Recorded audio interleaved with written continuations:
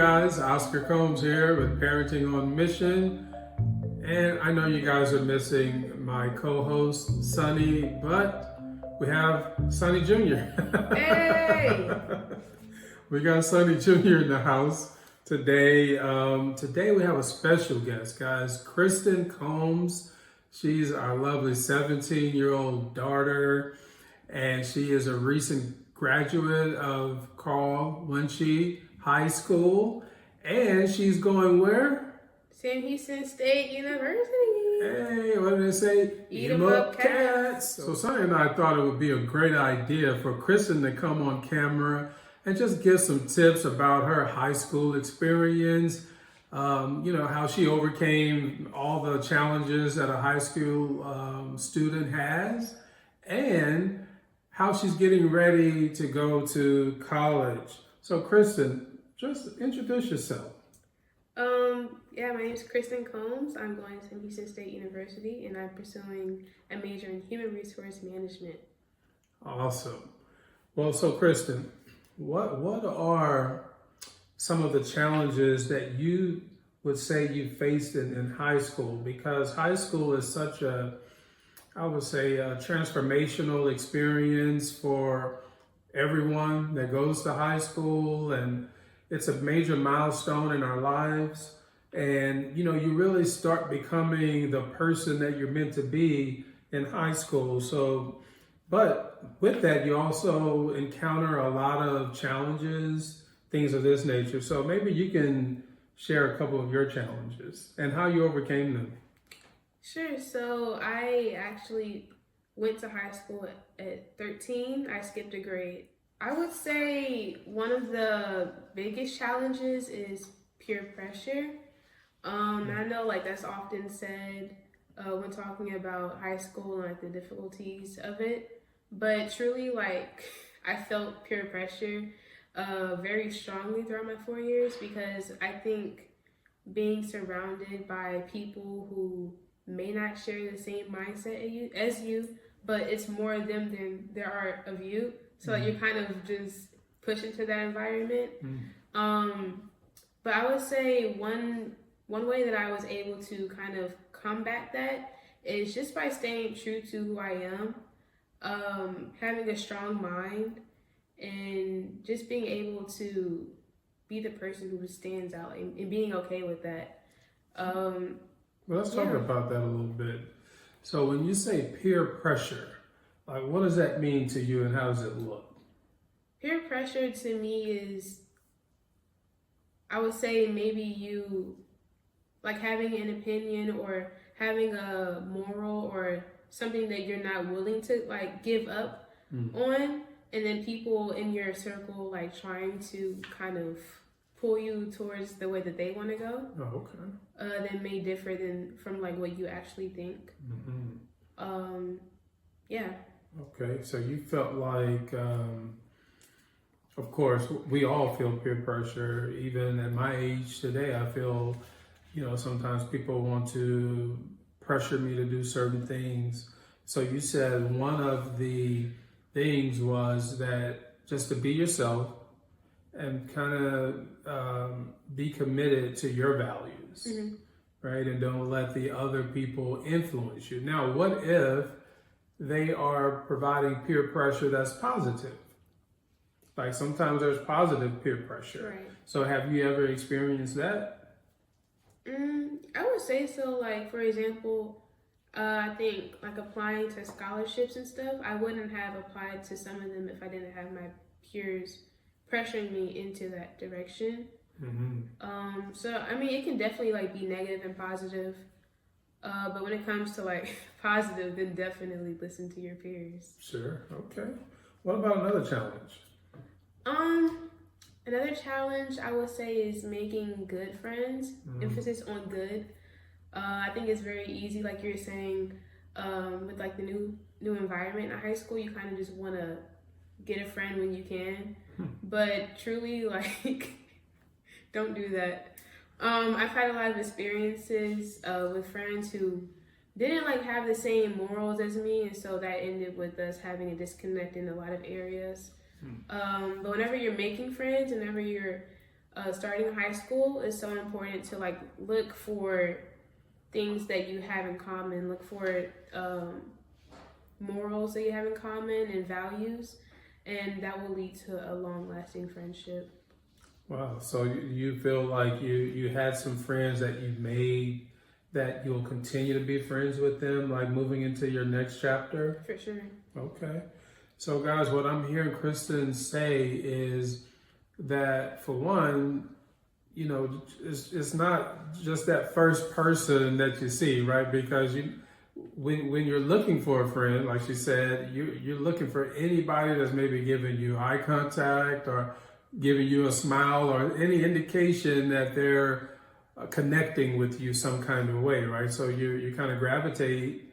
But what if that's a bad gravitation, meaning that when you start to know that person, you start to realize, oh, you know, that's really not someone that we don't share the same values, or they're trying to pressure me to do things that I don't want to do, for example.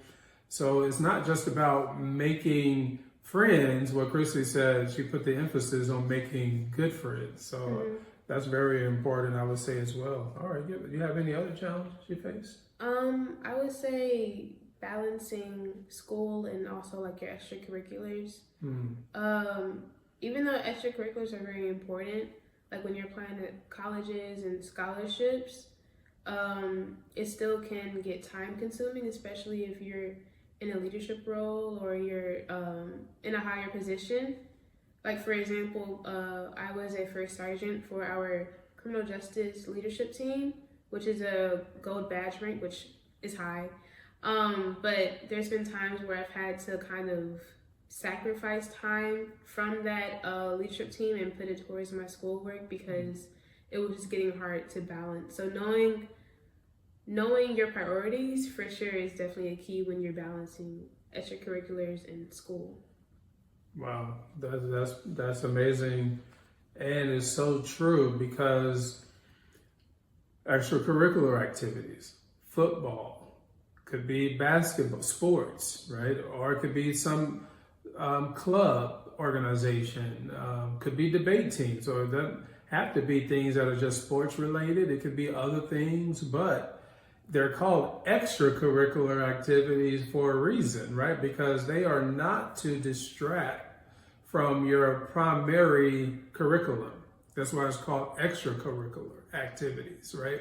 Because ultimately our children are going to school to get an education, and let's be honest, everybody is not able to be an excellent student plus do extracurricular activities.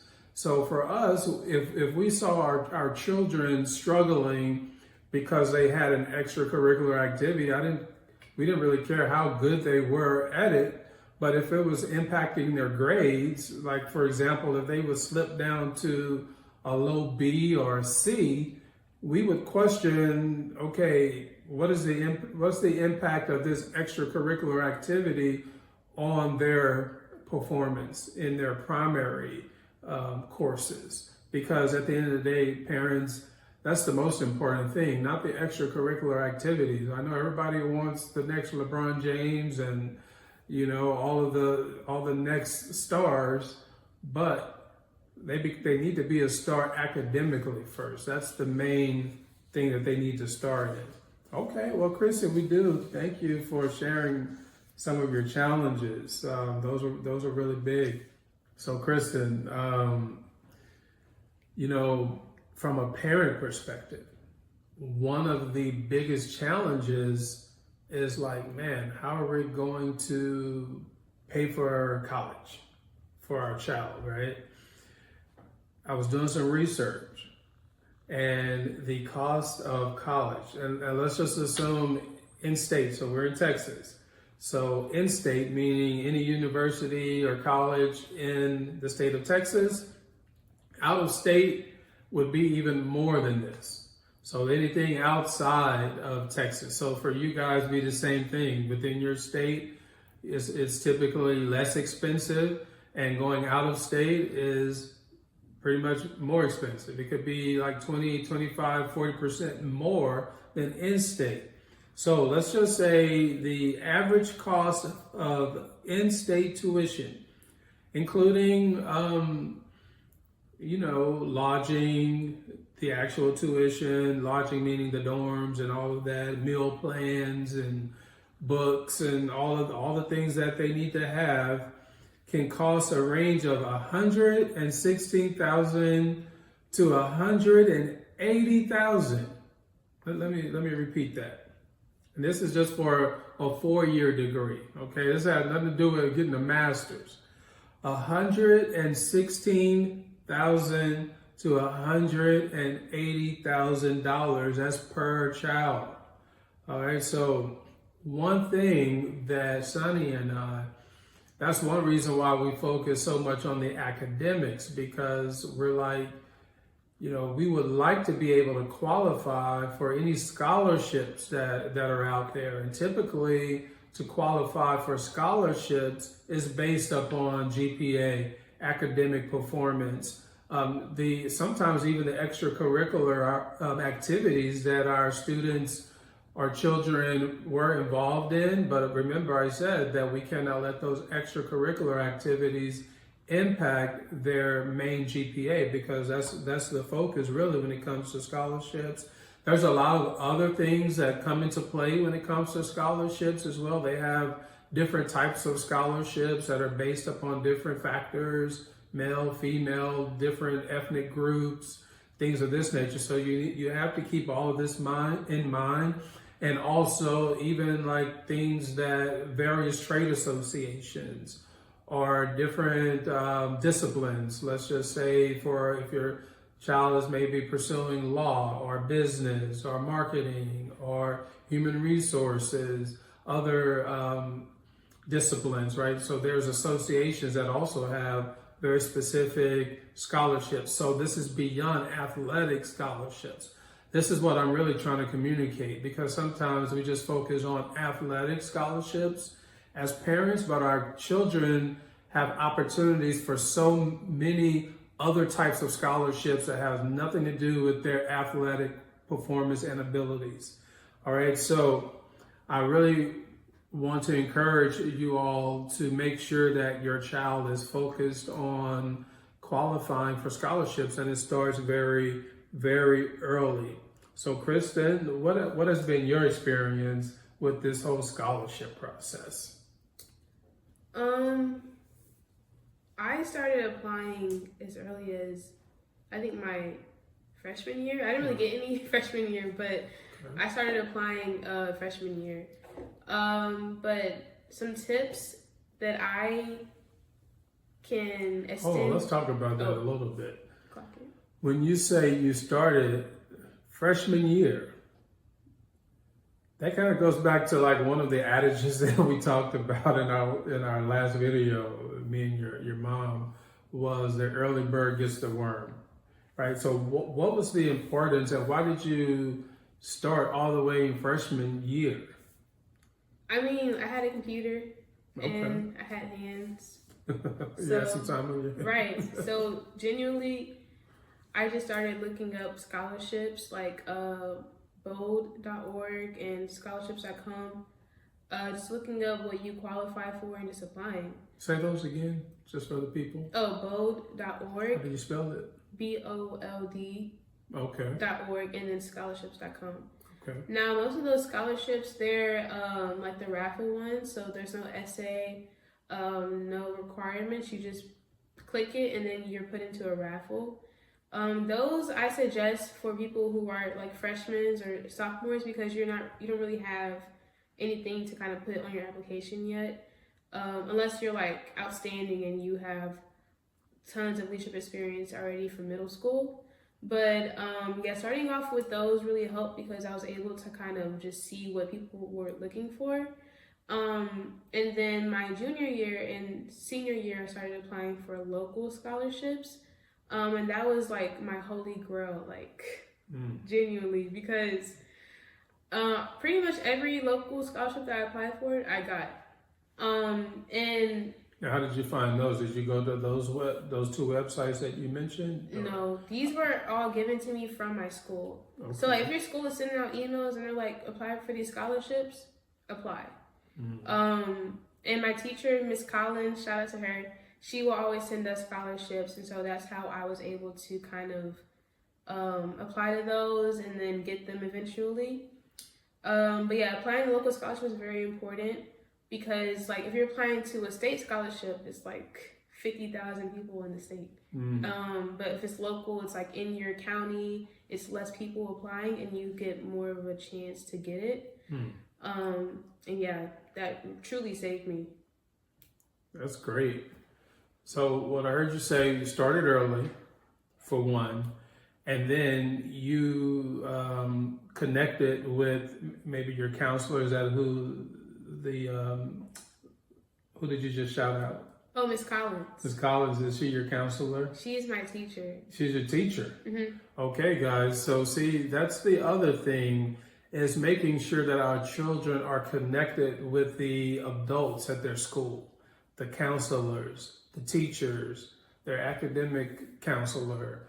Who else? What other groups at your school that helped you with your search for scholarships? Counselor. In our school, we have a college and career readiness counselor. Okay. And so a lot of schools don't have that. But she really helped us out when it came to scholarships. And one thing that I do want to say is when it comes to applying for local scholarships, always look up like fraternities and sororities, because they're always offering scholarships. I recently got the Delta Sigma Theta Houston Alumni Scholarship, and it was the Houston chapter. So every sorority or fraternity has a chapter in your area. So research those and look for any scholarships they're offering, because they're always offering them. Wow, that's some powerful information, guys. And what I heard Christyn say also is to increase your child's chances of winning, making sure that you are being more local and more targeted, right? Because if you are going after the same scholarship that 150,000 other children are going after, of course, your child's chances are going to be greatly reduced. Now, let's say if she's focusing on a scholarship where maybe only 2,500 people are applying, or maybe 500 people, well, she's just drastically increased her chances of winning that scholarship. And Christyn has done a really good job so far in winning scholarships. We're not going to disclose how much you won, but it's been very beneficial. Do you have any more tips for scholarships? I would say to not be intimidated by essays or interviews. I know for me, like, I had a fear of interviewing, and I didn't really feel like writing essays for scholarships, but as soon as I switched up my approach in like writing essays and catering my essays towards the prompts for each scholarship, I was able to gain more. And also, whenever you're interviewing for scholarships, it's good practice for what you're going to experience when you're trying to go into the job field, I guess, in the workforce. So yeah, don't be intimidated by those, and then also make sure that you're readjusting. So for example, if you're not getting scholarships and you're using the same essay or the same format, then that's telling you something, and maybe you should listen to it, because it's not working. I know for me, like, I would just use the same essay and I wouldn't get anything, because duh. So like, whenever it's like a trend and you see the trend, then it's probably time to switch up your approach and try something new. That's a really good point.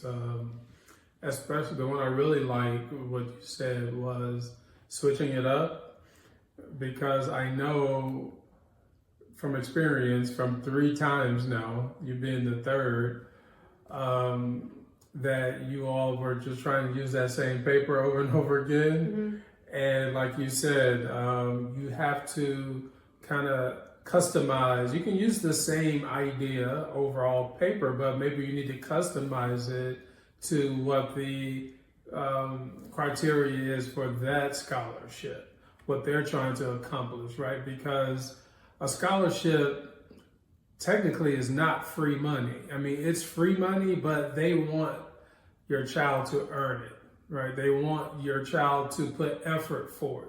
So if they see, okay, they're just using the same paper they used on the last other 50 scholarship applications, right? So people can tell that, right? So they want to see the effort. So it's not free. They want your child to earn that scholarship, and they should earn it, right? All right, well, thank you for that, Christyn. Now, you're heading to college. So she's graduated, and she's ready to go to college. And, you know, it's very exciting. I would imagine it's exciting for us as her parents. Are you excited? I am excited. Okay.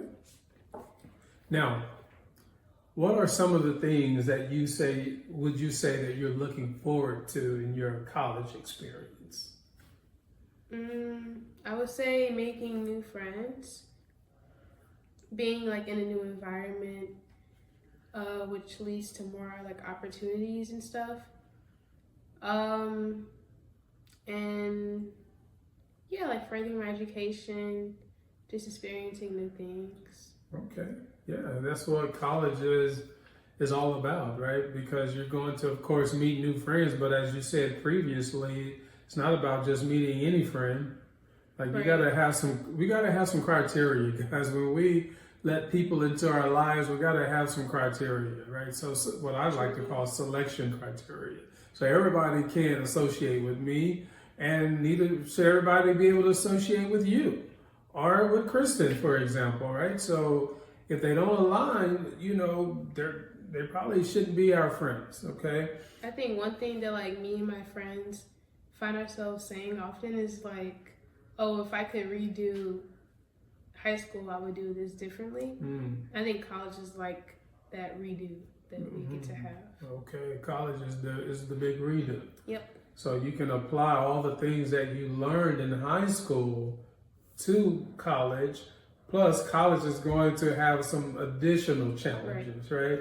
So if you think about that, what are some of the things maybe that you're not looking forward to so much? Or, you know, maybe new challenges that you see on the horizon, and how do you feel like you're going to overcome them? I think all of the things that I said were things that I was looking forward to are the same challenges that I see myself having. Yeah, okay. Like making new friends is going to be a challenge. Just because like I went to a school with 200, almost 300 people. So the selection was very low. We didn't have that many people to pick from. But like going to St. Houston, the campus is larger, different types of people from like everywhere. I think it's going to be harder to make new friends and good friends that are going to stick. And then also, I said an advantage was, or not an advantage, but something I was looking forward to was like new opportunities and new environment. That's also a thing that I'm very like hesitant to pursue because it's new. It's going to bring new challenges and things like I've never experienced before. So yeah.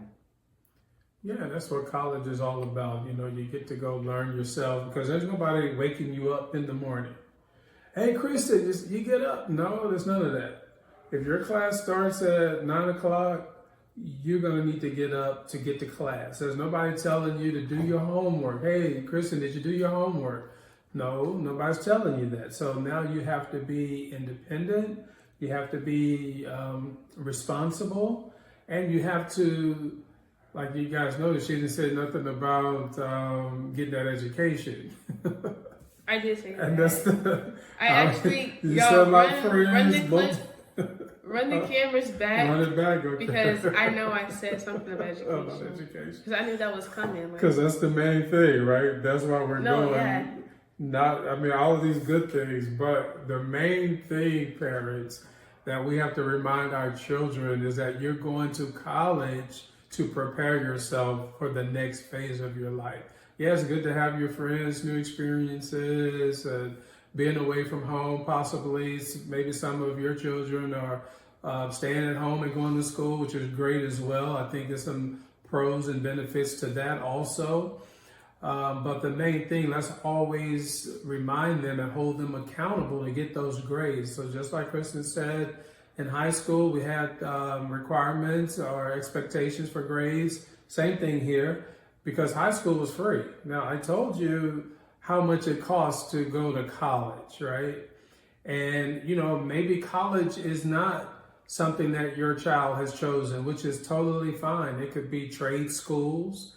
There could be other programs. So it doesn't. There's more ways for success than just college, right? That is the avenue that we've chosen. You and your child may have chosen a different route, and that's great. But all of these things that we're talking about still apply, guys. And you can still get scholarships for trade programs. So I want you to be aware of that also. Well, Christyn, we surely thank you for your time. And, you didn't have to come on camera, but we appreciate it. That's the kind of person that she is. Shared her thoughts, her ideas, for free. Her tips, not for free, guys. 100,000. Let's get that number back up here. For free. I'm not getting paid, guys. Let's see, 100,000. Yeah, not free. All right. So, as she'll be eating tonight, sleeping in our home. Anyway, so we're gonna conclude this video. Always guys. remember to tell your kids, don't let them ever think that they're doing anything for free, because they're not. All right, guys. So I do thank Christyn for sharing, and I'm sure parents and the students alike, you are preparing either maybe to go to high school, or you're in high school, or you're graduating, preparing to go to college. Hopefully you've been able to pick up some tips from Christyn. Now, just a quick little parenting point for this week. Normally this is Sunday's segment, but she's asked me to do it today. So parents, going from high school to college it's a major milestone, and it can be very stressful. It can be stressful for us as parents. Maybe your child is leaving your home and you're not used to them being away, so now you're concerned about their safety, and you're not going to be able to be so hands-on, but that's also part of life. But they have the same anxiety. They're away from you. They don't have anyone that's kind of like watching out for them on a day-to-day basis, and they're trying to connect with new people, but new people comes new challenges, things of this nature. So I want to encourage you to talk to your child. Maybe you guys haven't had a conversation about how they're feeling, or maybe you haven't told them how you're feeling, because you both are about to experience something that's different, and you want to be prepared for it. And a lot of times just talking about things and walking through the situation is very beneficial. Hey guys, I do want to let you know, Sonny and I have been praying about this for so many years, and this year, August 29th through August 30th, we're going to be having a parenting masterclass. Did you guys hear me?